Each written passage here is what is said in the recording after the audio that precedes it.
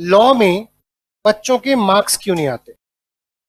बच्चे को लॉ से ही क्यों डर लगता है? लॉ में बच्चा फेल क्यों होता है? इस क्वेश्चन का आंसर समझने के लिए मैं आपके साथ कुछ 15 से 20 मिनट कुछ बातें करूंगा। आपके लॉ के टेस्ट कह लो, लॉ के मॉक टेस्ट कह लो, लॉ का आईसीआई का पेपर कह लो, आपके मार्क्स नहीं आते। Reason number 1। अब सोचो, जो बच्चा आज वाली क्लास में बैठा है और इससे पीछे की बैकअप क्लास नहीं ली, और उस क्लास में पढ़ाए हुए किसी टॉपिक से मैं उस बच्चे से क्वेश्चन पूछ लूं, क्या वो आंसर कर पाएगा? तो सबसे पहली मिस्टेक क्या होती है कि आप 100% सिलेबस ही पढ़ के नहीं गए। आप पढ़ के ही गए 60% सिलेबस, 60%, और आईसीआई ने क्वेश्चन पूछ लिया इस 40% से, क्या क्वेश्चन सॉल्व होगा? क्यों नहीं सॉल्व होगा? वो क्वेश्चन ही समझ नहीं आएगा। क्यों नहीं आएगा? पढ़ा ही नहीं। क्या अब आप किसी को बोल सकते हो कोर्ट जाने वाला कौन मतलब, जैसे आप पढ़ चुके, आप सबके सब बच्चे सेक्शन 28 पढ़ चुके हो, तो कोई आपसे बोले मैं आपको कोर्ट जाने से रोक रहा हूं, क्या ये कॉन्टेक्ट वैलिड है? कब कर पाओगे इसका आंसर? जब आज वाली क्लास लियो कि सेक्शन 28 पढ़ा होगा। लेकिन आज मैं आपसे कोई ऐसा सेक्शन पूछ लो जो आपने पढ़ा ही नहीं, आप नहीं कर पाओगे। तो आधे बच्चे लॉ में पेपर में फेल क्यों होते हैं? वो आधा कोर्स पढ़ के जाते हैं, और आधा पढ़ के जाओगे और ना पढ़े हुए में से आ जाएगा तो फेल होना निश्चित है। दूसरा रीजन, नहीं नहीं नहीं सर, हमने 100% कोर्स पढ़ा है, याद है।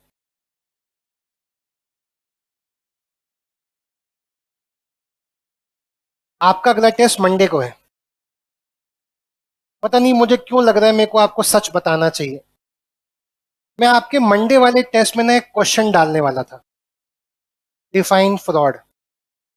और मुझे पता है क्लास में कोई नहीं लिख पाता, और मैं उस क्वेश्चन को 5 मार्क्स का देता और फिर नीचे लिखता 0, क्योंकि मुझे पता है क्लास में कोई नहीं लिखने वाला।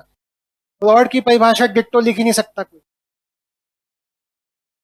लिख सकता है 0, तुम्हारे पेरेंट्स के पास खबर जाएगी, बच्चा 0। अब बच्चा बोलेगा पापा यार ये तो टीचर ने क्वेश्चन पेपर, क्या फ्रॉड कोर्स का पार्ट है? क्या सेक्शन 17 कोर्स का पार्ट है या नहीं है? मैंने क्वेश्चन ही क्या बना दिया, डिफाइन फ्रॉड। मौत आ जानी है। क्यों? पता है फ्रॉड क्या होता है, पता है। कोई झूठ बोल के आपसे काम करवा ले। क्या काम करवाए? कोई झूठ बोल के कांटेक्ट कर ले, आपसे बोले सर सामान के अंदर ना फीचर नंबर ए है, लेकिन सामान के अंदर फीचर नंबर ए, और बेच दिया। क्या फ्रॉड है? समझ आ रहा है? लेकिन कोई आपसे ये पूछे भाई साहब जरा फ्रॉड की परिभाषा बताना, मौत आ जानी है। देखो, fraud means include any of the following act committed by a party to a contract or which in the connivance or by his agent with the intention to deceive another party thereto or his agent or induce him to enter into such contract. The suggestion has the effect of that which is not true by the one who does not believe it to be true. मौत आएगी। समझ आता है concept? But मैंने कोई सामान बेचा, मैं सपोज आपको फोन बेचा, और जहां फोन में क्रैक था वहां शिवशंकर जी का फोटो लगा दिया। अब आप क्या वो क्रैक देख पाओगे? या मैंने कुछ ऐसा जानबूझ के कंसील कर लिया, छुपा लिया कुछ, जिससे आपको नॉलेज ही ना हो, तो क्या ये भी फ्रॉड की परिभाषा में आएगा? यानी जब मैं आपसे ऐसे छोटे छोटे क्वेश्चन पूछ रहा हूं तो आप बता पा रहे हो फ्रॉड है या नहीं है।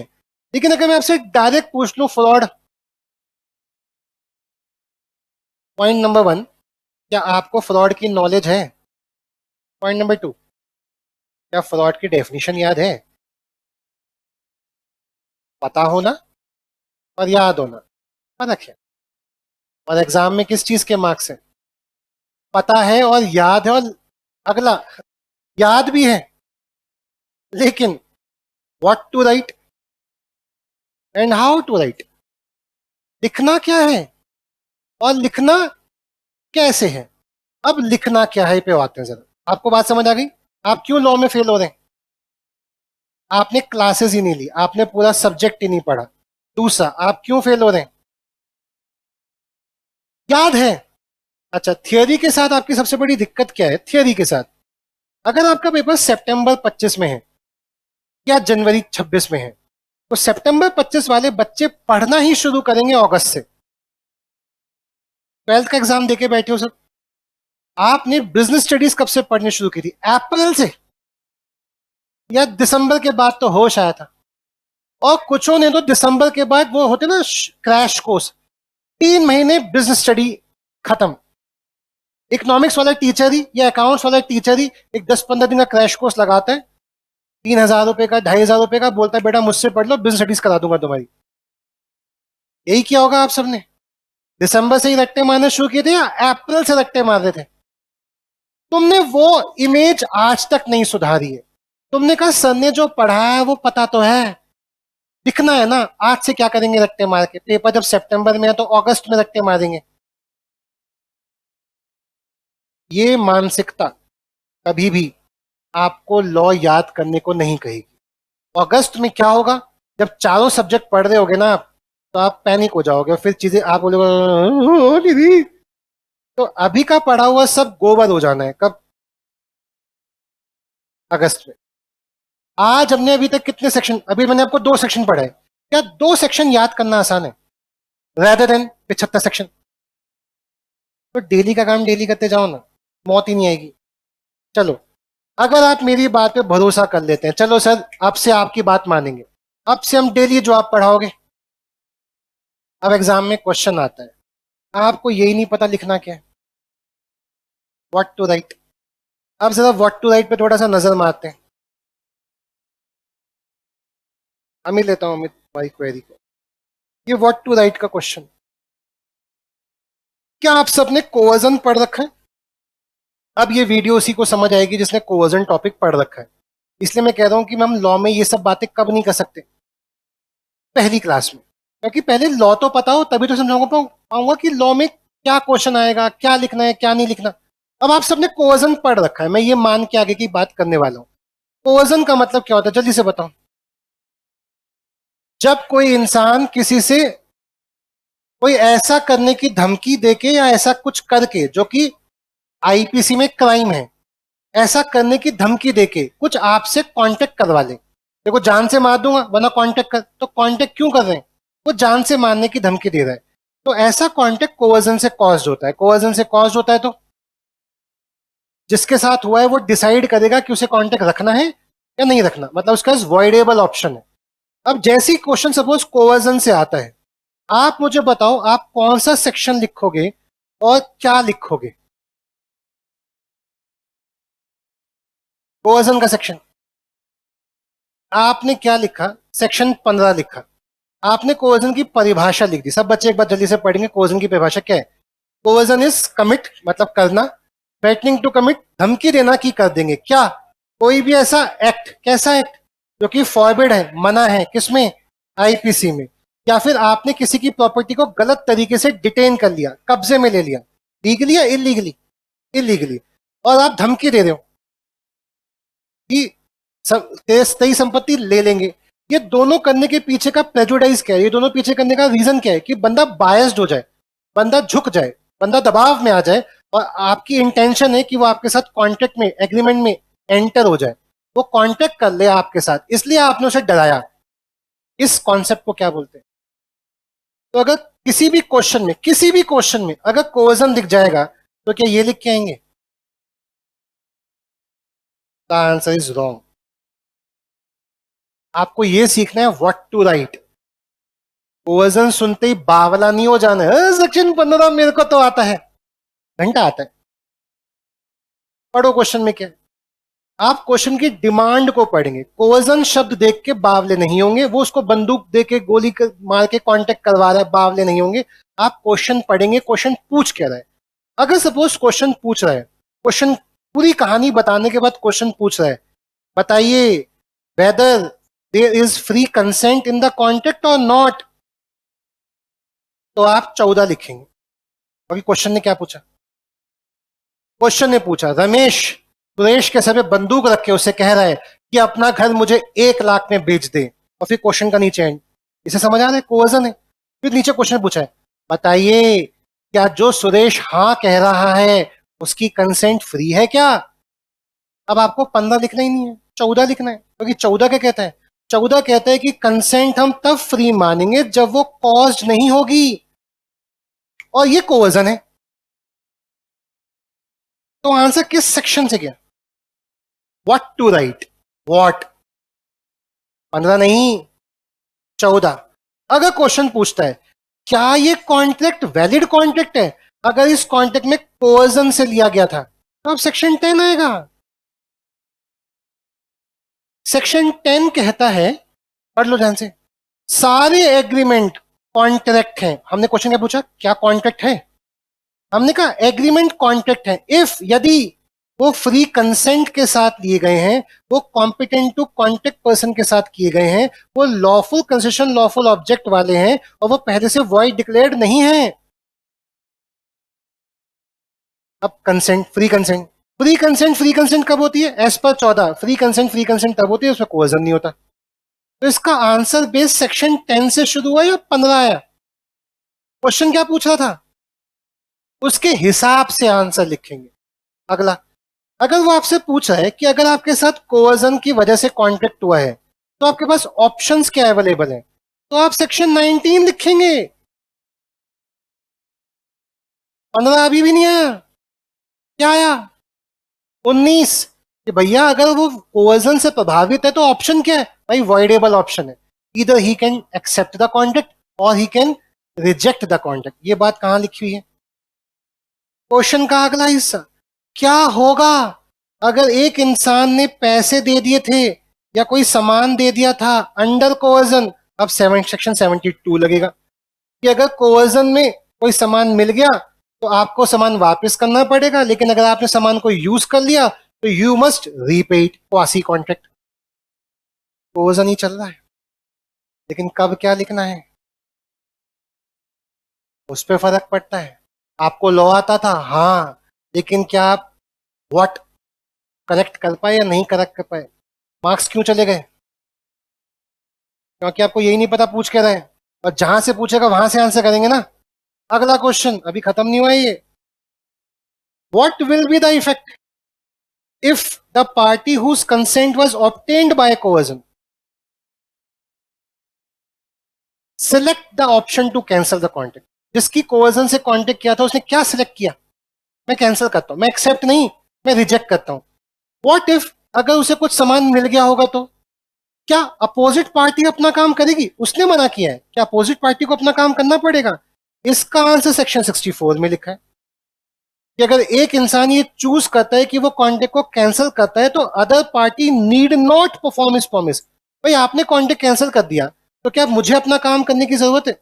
मैंने बंदूक के दम से आप पे बोला भाई अपना घर बेचेगा 1 लाख का, ये पकड़ 10,000 रुपए, और आपने कहा हाँ हाँ बेचूंगा बेचूंगा, क्यों कहा?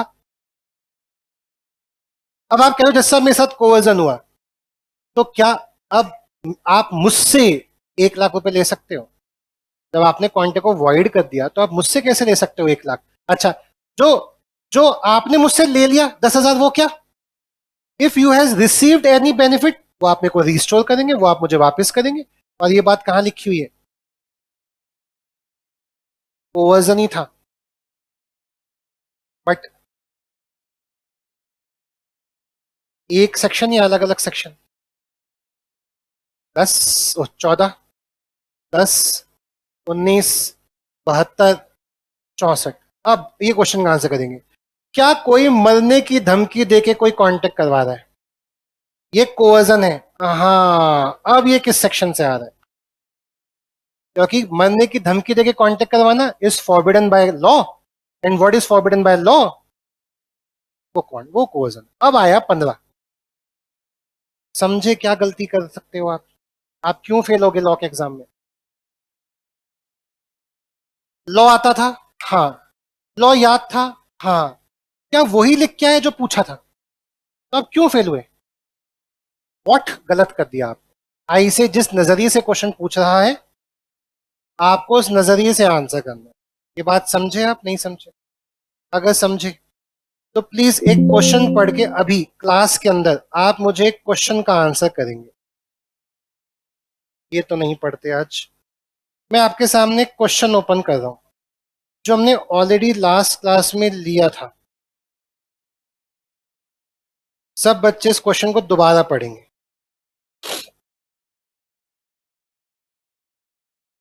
जल्दी से पढ़ेंगे प्लीज, एक बार दोबारा सब बच्चे पढ़ो।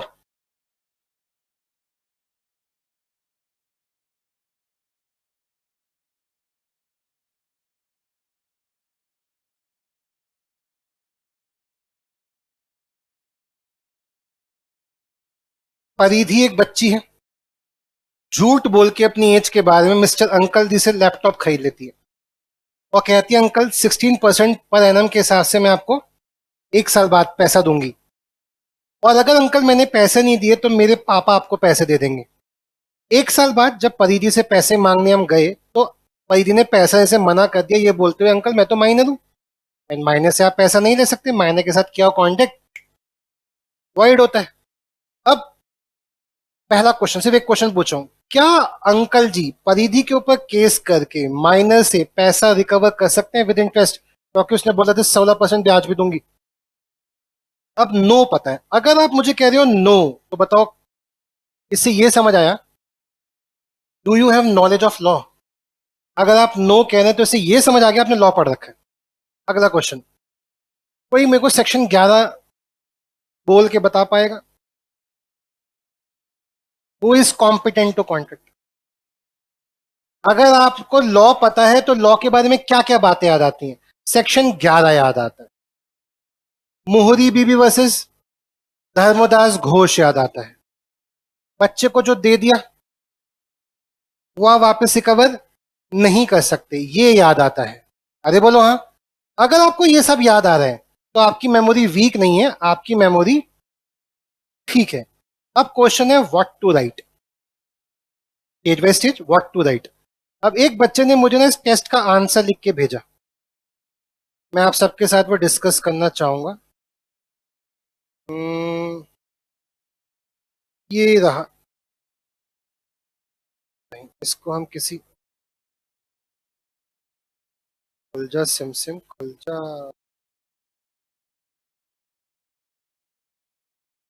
पेंट में खुल, क्योंकि हमें कॉपी पे लिखना भी है कुछ। आओ चलो पढ़े आंसर। अकॉर्डिंग टू सेक्शन 11, क्या सेक्शन 11 लिखा है? गुड। इंडियन कॉन्ट्रैक्ट एक्ट 1872 क्या कहता है? A contract made with minor is, अब इसको लग रहा है इसने पूरा आंसर लिखा है।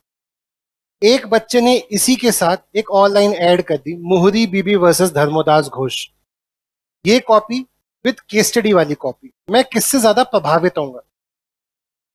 तो उसने सेक्शन नंबर भी कोट डाउन किया, बोलो हाँ। अब ध्यान से देखना, mister Mittal can not recover the amount from परिधि, लॉ लिखा, लॉ का आंसर लिख दिया, नहीं नहीं ले सकती। लेकिन क्या ध्यान से देखना पड़ेगा, ध्यान से, मिस्टर मित्तल बोलेंगे, बोलेंगे mister Mittal can not recover, क्या इसने यही बात दोबारा लिख दी? देखो यहाँ पे mister Mittal can not recover the amount, क्या गलती की है इसने? कॉपी चेकर ये देख के गुस्सा होगा कि नहीं होगा? उसको क्या लग रहा है ये बच्चे के पास लिखने के लिए कुछ है नहीं, ये उसी लाइन को घुमा फिरा के 4 लाइनों के आंसर को 8 लाइनों का बना रहा है और मुझसे एक्सपेक्ट कर रहा है कि इसको मैं पूरे मार्क्स दे दूं। लॉ की कॉपी एक इंसान चेक करता है, इंसान भेदभाव करता है, ये इंसान की फितरत है, उसका नेचर है। मशीन कॉपी चेक नहीं कर रही, एमसीक्यू पेपर नहीं है कि मशीन चेक करके बताएगी ए पे टिक है तो मार्क्स दे दो। इंसान लैंग्वेज पढ़ रहा है, इंसान थियोरी पढ़ रहा है, पहले तो उसको हैंड राइटिंग अच्छी चाहिए, लिख दिया आपने अच्छी, उसको फिर ये भी चेक किया, उसने देखा ये बच्चा देखो 2-2 बार एक ही लाइन लिख रहा है, मतलब उसने मेरे को बेवकूफ समझ रखा है, मैं इसके कुछ तो मार्क्स काटूंगा। क्यों काट रहा है वो मार्क्स? गलत लिखा है या रिपीटिशन की है? एक तो रिपीट करने से आपने किसी फ्यूचर क्वेश्चन का समय कम कर दिया, एक बार लिखते समय बचता, अगला क्वेश्चन करो, उसी को लिखे जा रहे हो, तो आपने दूसरे क्वेश्चन के लिए समय कम कर दिया, यानी पूरा पेपर तो नहीं होगा। और दूसरा आपने क्या किया, रिपीटिशन क्यों? एक ही बार लिखो, आगे आगे आगे। फिर इसने एक्स्ट्रा ज्ञान भी पेला, he can not take the laptop back from Paridhi as per specific relief act. मेरे कोई खुश छोटी सी बात बताओ, क्या हमने पूछा as per specific relief act बताओ, या हमने पूछा आंसर करो as per Indian contract act? अब जो चीज तुमसे पूछी नहीं है उसका ज्ञान काहे दे रहे हो? दोनों उस बात के मार्क्स। अरे ये सुनो, तो मैं और चिढ़ गया है, तेरी ऐसी की तैसी। अब आप मुझे बताओ, अगर ये 2 मार्क का क्वेश्चन था, इसे कितने दो? आधा या एक? चलो मैंने एक दे दिया। ये बच्चा क्या बोलेगा, मेरी क्या गलती? अब बताओ, क्या आई से ही आपको बताने आएगी तेरी क्या गलती? आई से ही क्या करती है, जब अपना पेपर रिलीज कर देती है, तो जब आपकी कॉपी चेक कर देती है, तो आपको ना ये दे देती है, देखो बेटा, ये आंसर लिखना था। क्या लिखना था? अब चेक करो उसने क्या क्या लिखा है। क्या उसने सेक्शन 11 कोट किया है? हाँ। क्या उसने वॉइड एब इनिशियो लिखा है? हाँ। क्या mister Mittal will not succeed लिखा है? अब उस ध्यान से देखो, इसके मार्क्स मिल रहे हैं, इसके मार्क्स मिल रहे हैं, उसके मार्क्स कहाँ कटे? गलत लिखने के। अगर वो 2 घटिया बातें ना लिखता तो क्या होता? समझ रहे हो? What to write is very important. आपको आता है ठीक है, लेकिन कितना बोल के आना है, वो बहुत इंपॉर्टेंट। चलो थोड़ा सा आगे बढ़े। अब व्हाट टू राइट के बाद अगला पॉइंट क्या है? कैसे लिखना है। इसके ऊपर हमने एक प्रॉपर क्लास ली थी, और मैंने आपको बताया था जब भी कोई क्वेश्चन आएगा तो आपको सबसे पहले किसी भी क्वेश्चन का कॉन्सेप्ट मैं इसी आंसर से डिस्कस कर देता हूं। अगर हमारे पास ये दूसरा क्वेश्चन कौन सा है, मिस्टर प्रथम ने टीचिंग की जॉब के लिए अप्लाई किया, प्रिंसिपल से बोला बताइए आप मुझे कब तक बताएंगे। प्रिंसिपल मीटिंग करता है और सोचता है कि उसको रख लेते हैं, लेकिन बाद में डिसीजन ये लेता है कि हम उसे नहीं रखेंगे, किसी और को रखेंगे। प्रथम कहता है सर आपने तो मुझे रख लिया था। हमने कहा हमने कब रखा? सर मुझे आपके चपरासी ने बताया। तो चपरासी एक्सेप्टेंस देगा या प्रिंसिपल एक्सेप्टेंस देगा? अब इस क्वेश्चन के आंसर में जो शुरुआत की 3 लाइनें हैं, इसमें मैंने सिर्फ लॉ बताया है। क्या बताया? कानून क्या कहता है। इसे हम बोलते हैं प्रोविजन, या हम बोलते हैं कॉन्सेप्ट। फिर इस पैराग्राफ में मैंने क्या किया, क्योंकि ये क्वेश्चन 4 मार्क का था, इसलिए मैंने थ्योरी थोड़ी ज्यादा ली क्वेश्चन से। मतलब आप ध्यान से देखेंगे, ये पूरा का पूरा क्या है, क्वेश्चन। अगर वो डायरेक्ट स्पीच में था तो उसको इंडेक्स स्पीच में कन्वर्ट कर दूंगा। इंग्लिश चेक हो रही है यहाँ पे। और लास्ट में मैंने क्या लिखा, no there is no valid contract form between Pratham and mister school, तो Pratham can not file a action. ये हो गया आपका क्या, कंक्लूजन, जैसा क्वेश्चन ने पूछा होगा उसके हिसाब से। तो हाउ टू राइट में 3 चीज आती है। पहला, लॉ क्या कहता है, क्वेश्चन क्या कहता है, और इनके हिसाब से आंसर क्या होगा, कंक्लूजन क्या होगा। ये है how to write. How to write बहुत जल्दी सीखा जा सकता है। व्हाट टू राइट के लिए लॉ की नॉलेज होनी जरूरी है। अब अगला क्वेश्चन आता है, हाउ टू राइट ठीक है, how much to write. Time management भी तो करना है। एक ही क्वेश्चन 7 मार्क्स का आएगा तो कितना लिखना है? वही क्वेश्चन अगर 3 मार्क्स का आएगा तो कितना लिखना है? अरे मेरी बात समझ रहे हो? एक क्वेश्चन दिखा रहा हूं, how to present in exam in case in case case based question आ जाए। What is case based question? कहानी सी आएगी और पूछेंगे बताओ इसमें क्या हो रहा है। तो सबसे पहले आप सेंटर में क्या लिखेंगे, आप आंसर कौन सा कर रहे हैं। सपोज आप आंसर नंबर 2B का थर्ड कर रहे हैं, तो आप सेंटर में लिखेंगे, सेंटर में। फिर आपने यहाँ पे क्या लिखा, ध्यान से देखो, ये 2 लाइनों में सिर्फ क्या लिखा है, कोवर्जन का ही उठाया है मैंने। सेक्शन 15 डिक्लेयर्स दैट कमिट करना या थ्रेटनिंग टू कमिट करना कोई भी act which is forbidden by IPC is coercion. मैंने यहाँ पे अनलॉफुल डिटेन वाली बात नहीं लिखी, क्यों? क्योंकि ये क्वेश्चन 2 मार्क का था, और जो क्वेश्चन का हिस्सा था वो क्वेश्चन मैं आपको बता देता हूं कि भैया एक सुनीता है, एक रमेश है। रमेश ने सुनीता के सर पे बंदूक रख के बोला, या खुद को बोला, मैं जान से मार लूंगा सुनीता अगर तुमने शादी नहीं की। सुनीता कह रही है ओके ओके मैं कर रही हूँ शादी। तो जो ये शादी का कॉन्टेक्ट हो रहा है, कि सुनीता की फ्री विल है या थ्रेट टू कमिट सुसाइड है, and threat to commit suicide is a coercion. तो अनलॉफुल डिटेन वाला लॉ लिखने की जरूरत है या नहीं जरूरत? 2 मार्क का है, जितना पूछा है उतना लॉ लिख दिया ये लॉ। फिर यहाँ पे मैंने क्या उठाया, देखो ध्यान से देखो, यहाँ पे मैंने क्या उठाया, सुनीता एग्री कर रही है। मुझे कहां से पता चला सुनीता एग्री कर रही है? क्वेश्चन से। तो ये मैंने क्वेश्चन उठाया। अब conclusion, this will be regarded as coercion because, ऐसे परिभाषा, threat to commits forbidden by IPC crime है, तो threat to commit society is a act forbidden by IPC. और अगर आप कोई फॉरबिडन बाय आईपीसी वाला एक्ट करने की बात कर रहे हैं तो वो क्या है? इसलिए मैं कह सकता हूं कि वो कोवर्जन है। ये 2 मार्क का आंसर है। हाउ मच टू राइट, रायता नहीं फैलाना अगर बहुत छोटा क्वेश्चन पूछ रहे हैं, जितना पूछ रहे हैं उसके हिसाब से। मैं आपको अभी अभी 10 मिनट की वीडियो और दिखाऊंगा, मैंने ऑलरेडी यूट्यूब पे डाली है, मैं उसको रिपीट करने का मूड नहीं रख रहा। मैं चाह रहा हूं आप एक बार उस वीडियो को कंसल्ट ध्यान से नोटिस करें और उस वीडियो को ध्यान से देखें। हाउ अब अगला क्वेश्चन बनता है how much to write. But how much depend करता है कि क्वेश्चन कितने मार्क्स का है। तो मैं आपको 2 क्वेश्चन पेपर दिखाऊंगा। पहला मैं आपको दिखाऊंगा जून का क्वेश्चन, सेकंड का ए। ये इतना बड़ा क्वेश्चन है और आईसी ने 7 मार्क्स का पूछा है, 7 मार्क्स का। फिर मैं आपको यही क्वेश्चन सितंबर के पेपर में दिखाऊंगा। तो सितंबर में सेकंड के ए का सेकंड क्वेश्चन, ये 3 मार्क का है। अगर आप देख पा रहे होगे तो यहाँ पे दिख रहा होगा, ये 3 मार्क्स का है, 3 मार्क का है और सेम लॉ है। तो मैं चाहता हूं कि पहले आप एक बार क्वेश्चन पढ़े। स्क्रीन पे दिया हुआ क्वेश्चन है, प्लीज एक बार पढ़ने का प्रयास करें।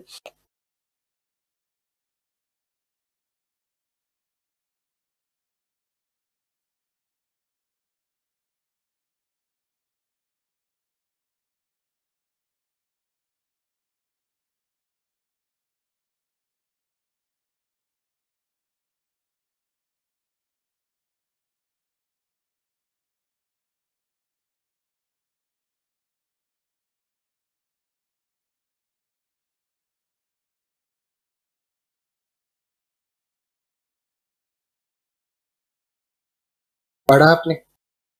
चलो अब आप मेरे साथ पढ़ना। क्वेश्चन क्या है, सोनी प्रिया की दोस्त है और सोनी प्रिया से खरीदना चाहती है उसका 2 व्हीलर। प्रिया कहती है ठीक है बहन, बेच दूंगी मैं तुझे अपना 2 व्हीलर, लेकिन मैं उस प्राइस पे बेचूंगी जो प्राइस मेरे पापा बताएंगे। सोनी ने कहा डन। इसी बेसिस पे प्रिया हैंड ओवर कर देती है keys, hand over the keys, ये बहुत इंपॉर्टेंट पॉइंट होने वाला है। तो Soni hand over the keys मतलब को हम बोलते हैं सिंबॉलिक डिलीवरी, सामान दे दिया। स्कूटी तो उठा के दे नहीं सकते, तो स्कूटी की चाबी दे दी, मतलब स्कूटी दे दी। हाउएवर प्रिया के पापा कहते हैं क्यों बेची स्कूटी, नहीं बेचोगी? तो प्रिया के पापा प्राइस बताने से मना कर देते हैं, जिसकी वजह से बाद में प्रिया कहती है कि सॉरी बहन, अब मैं तेरे को स्कूटी बेच नहीं सकती, पापा ने मना कर दिया है, तो स्कूटी बेच नहीं सकती, मेरे को मेरी स्कूटी वापस कर। बट सोनी अब स्कूटी वापस करने से मना कर दी। तो अब आपसे पूछा जा रहा है, बताइए क्या प्रिया जिसने स्कूटी की चाबी दे दी थी, क्या वो स्कूटी वापस मांग सकती है सोनी से? एंड दूसरा क्वेश्चन, क्या आपका आंसर अलग होगा अगर प्रिया ने स्कूटी की चाबी दी ही नहीं थी सोनी को? 2 क्वेश्चन 7 मार्क के। अभी आपने क्वेश्चन पढ़ा, क्वेश्चन पढ़ के आपको स्टेप नंबर 1 ये क्वेश्चन पूछ क्या रहा है। अब आप ध्यान करो, क्वेश्चन पूछ रहा है सोगा से, सेल्स ऑफ गुड्स एक्सेट, गुड्स बेचने की बात चल रही है। ऐसी ऐसी सी बातें कहाँ पढ़ी है आप? सर ऐसी ऐसी बातें हमने ना हमने एक तो पढ़ी, हमने ये बातें पढ़ी थी सर सेक्शन 9 और सेक्शन 10 के अंदर, कि थर्ड पार्टी जब प्राइस बताती है तो क्या कानून होते हैं।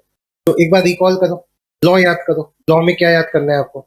सर जब आप ये क्वेश्चन पढ़ते हैं सोनी वाला, ये जून 2024 में आया था, आप पेपर निकाल के पढ़ लेना। अगर आपको भी समय नहीं मिला, वीडियो को पॉज करो, क्वेश्चन पेपर डाउनलोड करो, क्वेश्चन पढ़ो।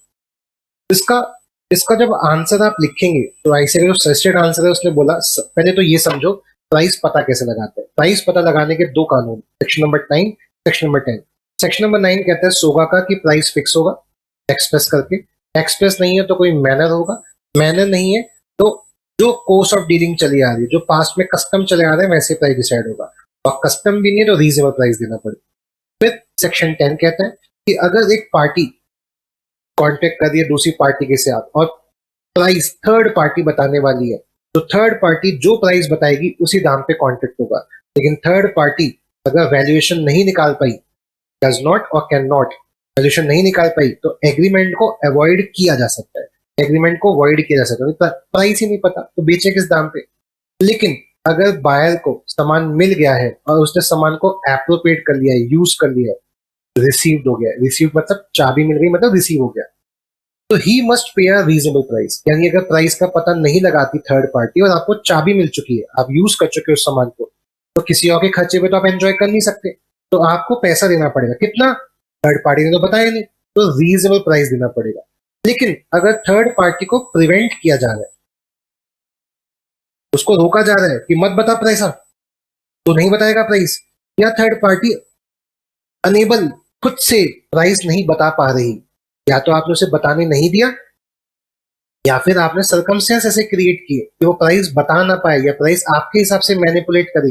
तो ऐसे में जिस पार्टी के साथ गलत हो रहा है आपने रोक लिया ना, पापा मत बताना फिर, आप दोनों ने मिलकर थर्ड पर्सन को लूट लिया, तो थर्ड पर्सन के पास डैमेजेस लेने का हक है। थर्ड पर्सन यहाँ कौन हो गया? अगर ए और बी के बीच कॉन्ट्रैक्ट हो रहा है और प्राइस सी बताएगा, लेकिन ए और सी ने मिलकर ये डिसाइड किया कि बी को प्राइस बताना ही मत, बेचूंगा ही नहीं मैं, अभी तो बताएगा नहीं तो बेचना नहीं पड़ेगा। तो ए या फिर सी को कोई सामान नहीं दे रहा कि तू सामान दूंगा तो वैल्यूएशन निकालेगा, सामान दिया ही नहीं, वैल्यूएशन कैसे निकालेगा?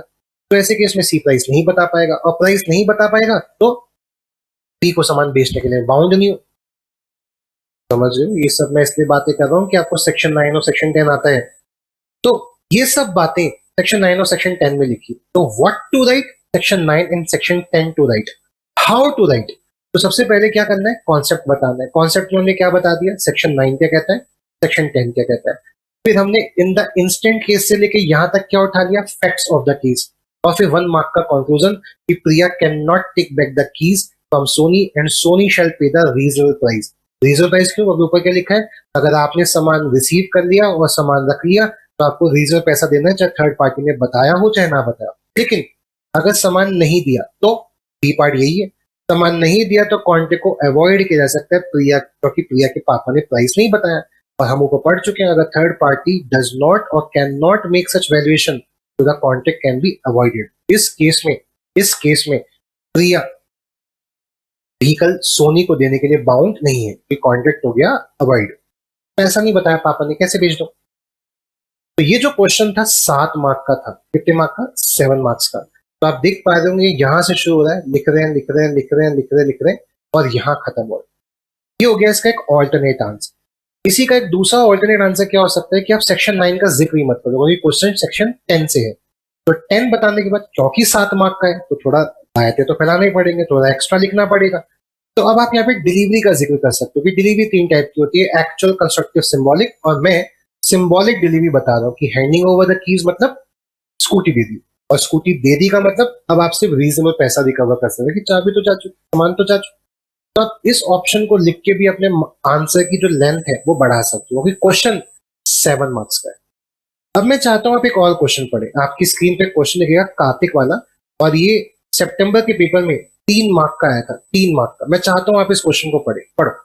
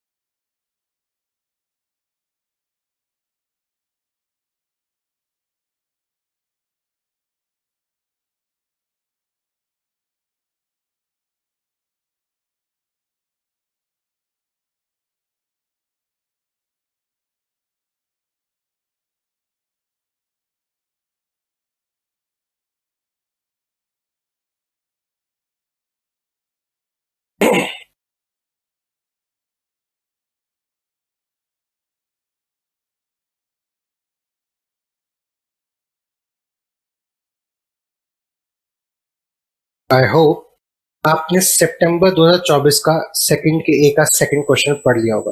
अब आप मेरे साथ पढ़ लो एक बार जल्दी से। कार्तिक एग्री कर रहा है कि वो लैपटॉप बेचेगा वसंत को उस प्राइस पे जो प्राइस कुसुम दीदी बताएंगी, बट लैपटॉप डिलीवरी करने से पहले, अभी लैपटॉप डिलीवर नहीं किया, लैपटॉप डिलीवरी करने से पहले कार्तिक का दिमाग बदल जाता है और वो पर्टिकुलर्स और कॉन्फ़िगरेशन कुसुम दीदी को बताता ही नहीं है, जिसकी वजह से कुसुम दीदी अनेबल टू मेक वैल्यूएशन। कुसुम दीदी प्राइस ही नहीं पता लगा पाएंगे, उन्हें पता ही नहीं कौन सा लैपटॉप है। तो कुसुम दीदी रिफ्यूज कर देती है, मैं पैसा पता नहीं, मैंने खत्म। वसंत को लैपटॉप चाहिए था, तो वसंत प्रॉमिस करता है किसी से कि लैपटॉप दे दे भाई, मैं कोई रीजन पैसा दे दूंगा। जबकि कार्तिक कह रहे हैं नहीं भाई साहब, प्राइस ही नहीं बताया दीदी ने, कैसे भेज दूं।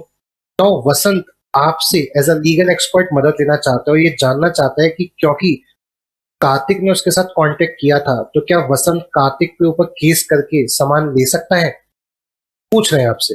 कार्तिक क्या बाउंड है सामान देने के लिए? आप इस क्वेश्चन का आंसर कीजिए सेल्स ऑफ गुड्स को ध्यान में रखते। अगर अगर अगर कार्तिक सामान नहीं देता तो वसंत के पास क्या रेमेडी है? वसंत क्या करे अगर सामान नहीं मिला तो क्या करे? ये क्वेश्चन भी एग्जैक्टली किस टॉपिक से पूछा गया? अच्छा, किस्मत की बात कह लो या कुछ भी कह लो, सेकंड का ए क्वेश्चन का पार्ट नंबर 2 कार्तिक 3 मार्क का, ये भी सेक्शन 10 से पूछा गया क्वेश्चन है सितंबर में। सेकंड का ए, ये भी सेक्शन 10 से पूछा गया है लेकिन ये 7 मार्क का है।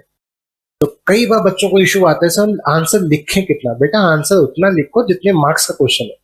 यानी यहाँ पे जब हम ये वाला सोनी वाला क्वेश्चन कर रहे थे तो हमने डिलीवरी के सारे जिक्र किए थे, हमने सेक्शन 9 बिना पूछे बता दिया क्योंकि 7 मार्क की वेटेज लिखनी।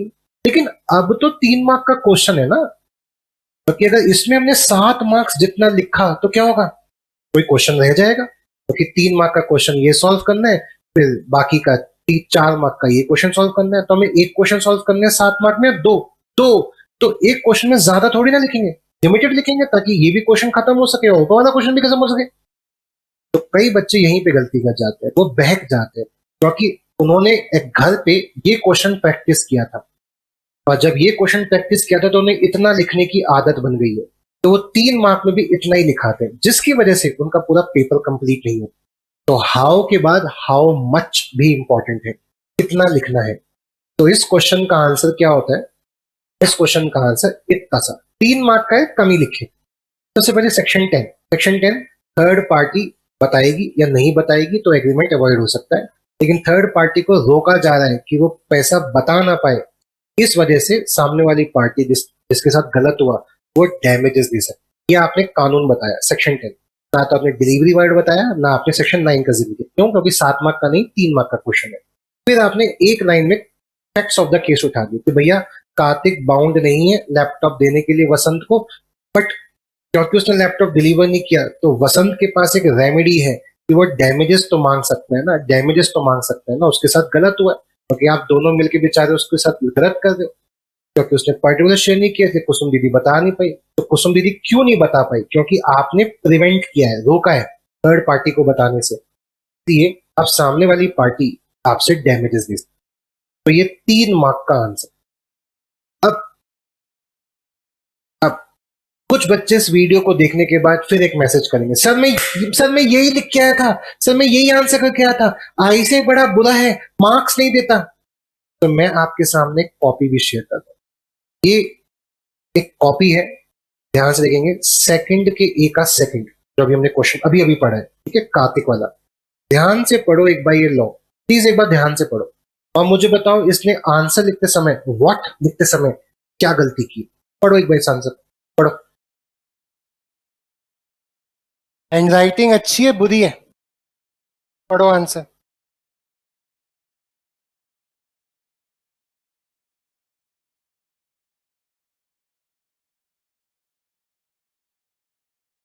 पढ़ा? क्या इस बच्चे ने सेक्शन नंबर 10 लिखा? चलो मैं मान सकता हूं आपको सेक्शन नंबर याद नहीं, तो आपने क्या लिख दिया? As per the provisions of sales of goods act 1930। दूसरी चीज, क्या इस बच्चे ने ये कहीं लिखा in case of third party पैसा थर्ड पार्टी नहीं बता पाती है या उसको रोका जाता है प्राइस बताने से तो सामने वाली पार्टी डैमेजेस दे सकती है? क्या, मैं इसको जरा हाईलाइट कर देता हूं, क्या इस कॉपी में, जो कॉपी मैंने आपको दिखाई अभी, क्या उस कॉपी में ये वाला कानून लिखा हुआ है? क्या इस कॉपी में ये वाला कानून लिखा हुआ है या इस कॉपी में सिर्फ लॉ का इतना हिस्सा लिखा, इतना, ये वाला हिस्सा ही नहीं है, जबकि इस क्वेश्चन का आंसर इसी हिस्से से आना है, इसी हिस्से से। ये नहीं बताओगे या बताने नहीं दिया जाएगा क्योंकि आपने उसके साथ मिला तो सामने वाली पार्टी डैमेजेस दे सकती। यानी इस बच्चे ने जब आंसर लिखा तो उसको एक कॉन्सेप्ट ही नहीं पता। तो जो कॉपी चेक कर रहे उसने कहा बेटा स्टेप 1 1 मार्क, स्टेप 1 मतलब किस चीज के मार्क्स दे रहा हूं? एक कॉन्सेप्ट के। कॉन्सेप्ट 2 मार्क का था, आपने कितना कॉन्सेप्ट लिखा? आधा। ये सेक्शन 10 से क्वेश्चन है, ठीक है। फिर ये इसने फैक्ट्स ऑफ द केस लिखे, कॉपी चेकर ने पढ़ा, इसको कोई मार्क्स। फिर कॉपी चेकर कंक्लूजन पे आया। कंक्लूजन क्या पढ़ा अभी हमने कि भाई साहब वो रेमेडी ले सकता है, डैमेजेस दे सकता है, बट बच्चे ने क्या लिखा? कार्तिक तुम बाउंड नहीं हो अपना लैपटॉप देने के लिए क्योंकि तुमने लैपटॉप उसको दिया भी नहीं है तो आप कॉन्टेक्ट कैंसिल कर सकते हो। हाउएवर कॉन्टेक्ट कैंसिल कर सकते हो ये एज्यूम करते हुए कि कार्तिक ने अभी तक अपने पास ही रख रखा है लैपटॉप, डिलीवर नहीं किया था। और ये डिलीवर कर देता तो रीजनेबल प्राइस ले लेता। ये असम्पशन के साथ आंसर कर दिया और यहाँ पे कितने मार्क्स मिले इस बच्चे को? 0। क्यों? कॉन्क्लूजन ही गलत है। कॉन्क्लूजन क्या होना चाहिए था? कॉन्क्लूजन होना चाहिए था कि भैया तुम सामान तो नहीं दोगे, बट वसंत के पास एक रेमेडी है, वो आपसे डैमेजेस ले सकते। इस वजह से इस बच्चे को 3 मार्क के क्वेश्चन में कितने मार्क्स मिले? एक भी क्यों? क्योंकि उसने ये 2.5 लाइनें अपनी लैंग्वेज में ठीक लिखी है, बट मैं अगर इस लैंग्वेज को भी पढ़ूंगा तो मैं इसको भी 0 ही दूंगा। समझ आया कुछ? क्या ये बच्चा एग्जाम दे के जब फोड़ के आया होगा तो क्या सोच रहा होगा? मैं तो फोड़ के आया, मैं पास हूं यार लॉ में। और जब रिजल्ट के बाद जब रिजल्ट डेट आई होगी तो क्या बोलोगे? है फेल कैसे सर? मैं तो वही लिख के आया था जो आपने मंगाया। हम सोचते हैं कि हमने सही बोला, लेकिन